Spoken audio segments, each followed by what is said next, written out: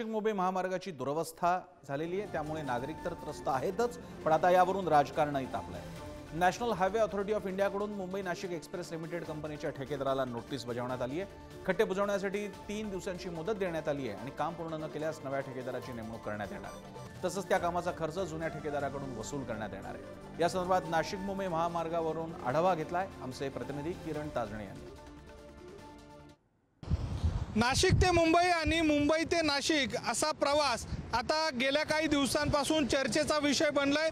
त्याचं मुख्य कारण म्हणजे 3 ते 3.5 तासामध्ये हा प्रवास होणं अपेक्षित असताना त्यासाठी जवळपास 7.5 तास ते 8 तास लागत आहे।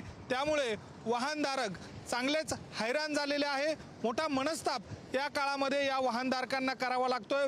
प्रवासी देखील संताप व्यक्त करताय आणि याच सगळ्या पार्श्वभूमीवर दुसऱ्या बाजूला राजकारण देखील रंगू लागलेलं आहे। यामध्ये शिंदेंच्या शिवसेनेचे माजी खासदार यांनी आंदोलन करत या रस्त्यावरील खड्डे बुजवण्याची मागणी केली होती, तर दुसऱ्या बाजूला ठाकरेंच्या शिवसेनेचे खासदार आणि पदाधिकारी हे देखील आक्रमक झालेले होते।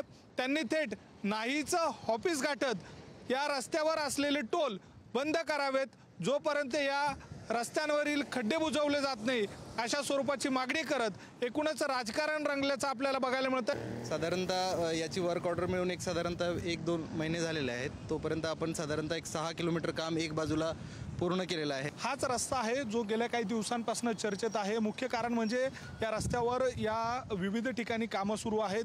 मोठ्या प्रमाणात रस्त्यावर खड्डे पडलेले आहेत आणि यामुळे वाहतूक कोंडी मोठ्या प्रमाणात होते आणि त्या सगळ्या पार्श्वभूमीवर आता दुसऱ्या बाजूला काम देखील सुरू आहे। त्यामुळे नाशिककरांची या त्रासातून लवकरात लवकर मुक्तता होईल अशी अपेक्षा करायला हरकत नाही। व्हिडिओ जर्नलिस्ट जयेश साबळेसह किरण ताजणे, पुढारी न्यूज, नाशिक।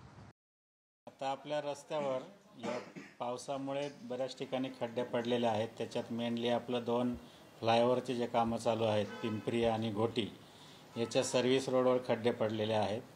तर आपण सर्व्हिस रोड ॲक्च्युली त्या कमी याचा डिझाईन केलेला असतो, त्याच्यावरून आता हायवेची मेन ट्रॅफिक जात असल्यामुळे खड्डे पडलेले आहेत।